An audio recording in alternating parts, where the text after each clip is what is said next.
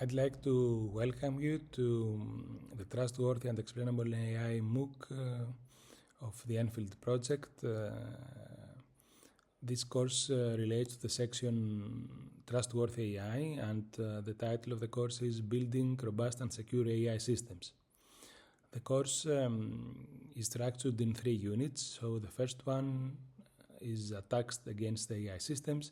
The second one is defenses that secure AI systems. And the third one is about how all this reflects to real-world use cases. My name is George Pathoulas. I'm an associate professor in the Department of Information Security and Communication Technology in NTNU in Norway. We'll start this course by discussing why AI security matters. As we have all seen in recent years, AI is no longer an experimental technology, but we have systems that employ AI components in critical sectors where failures have real consequences. This means that if any AI component does not operate correctly due to a security attack, the organization that has been using that may have a critical failure. Examples of how we use AI in critical sectors are about healthcare, where we have a lot of diagnostic models, where we use AI to do drug discovery, or we use AI for patient monitoring. We also have a number of autonomous systems that are in which we have concerns about safety. So, for example, there are self-driving vehicles using AI, robotics, or drones that use AI. We also have a lot of AI in finance, where we use AI for fraud detection, algorithmic trading, or credit scoring. And finally, we have also AI in cybersecurity to do threat detection, analysis, and any anomaly detection for finding evidences of attacks. The main idea behind the course is that AI systems must be secure and robust by design and not as an afterthought.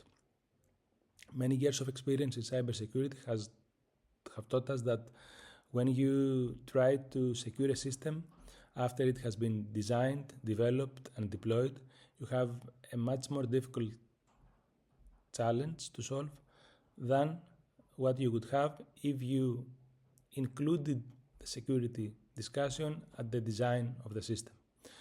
So the main message of the course is that we need to design and develop AI systems with having their security in our mind and in the design phase from day one. So how these attacks against the AI systems look like?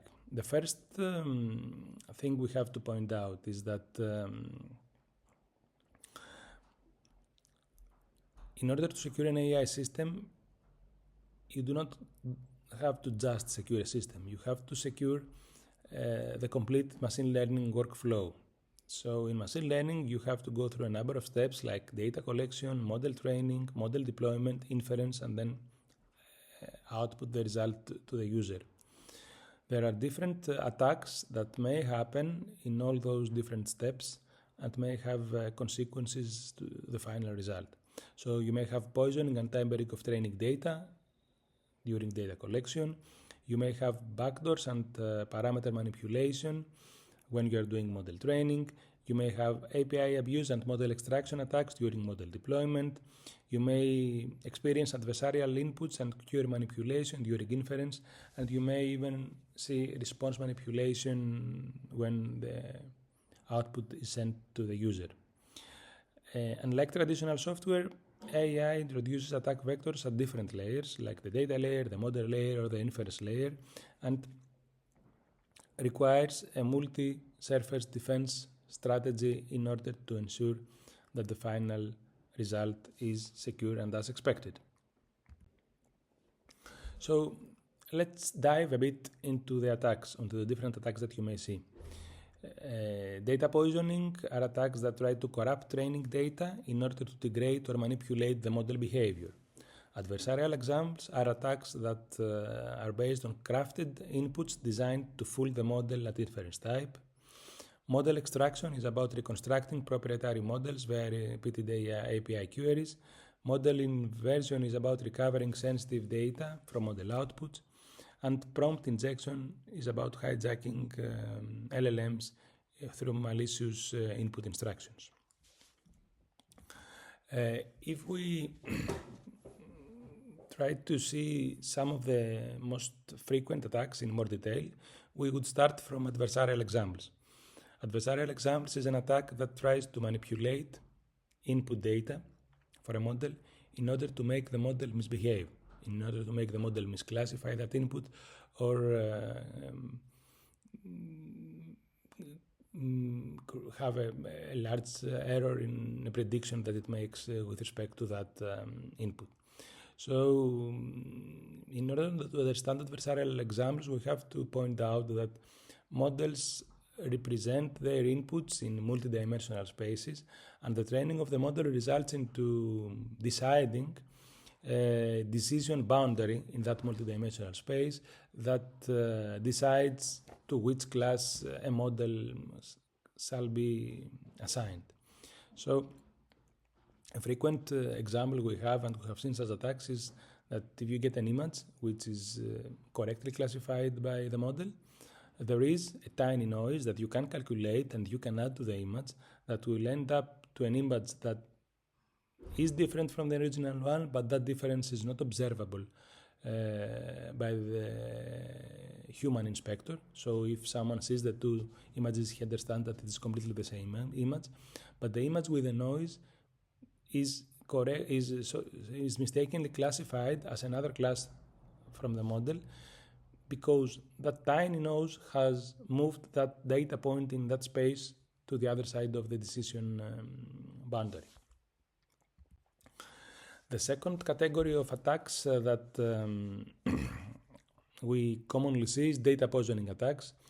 Those are attacks that relate to the scenario in which someone has access to the training data of the model. And here you have two scenarios. The first scenario is that someone wants to completely destroy the model, meaning that he completely disrupts the training data, and this results into training a model that is useless. And this is the reason why this is perceived as an availability attack, because at the end of it you have no model practically. You have a model that is useless. This is an attack that may be relevant in cases where no observation of the output of the training exists. A more risky and stealthy version of this attack is backdoor attacks, where someone does not completely destroy the training data, but injects specific points or alter specific points of the dataset.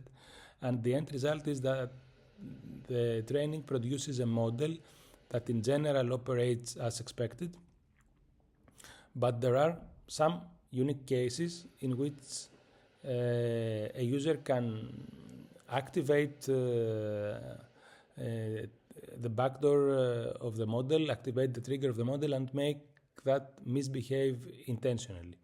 This is a more dangerous attack because the model seems to be correct and is deployed in real-world scenarios, and then someone can make that misbehave.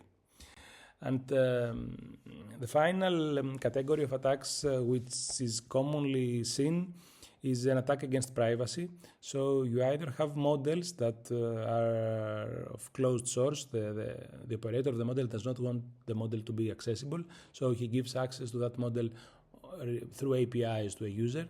But there are attacks through which a user, after a high number of API calls, correctly crafted API calls, can create a very good replica of the model on his side. So this is called model stealing.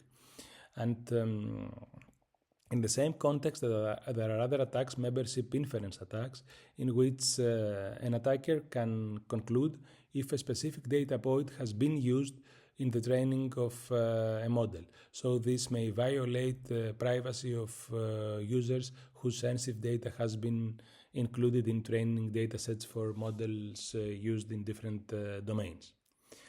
And this concludes the first section of the course. We will continue with the second one, which is about defenses against such attacks.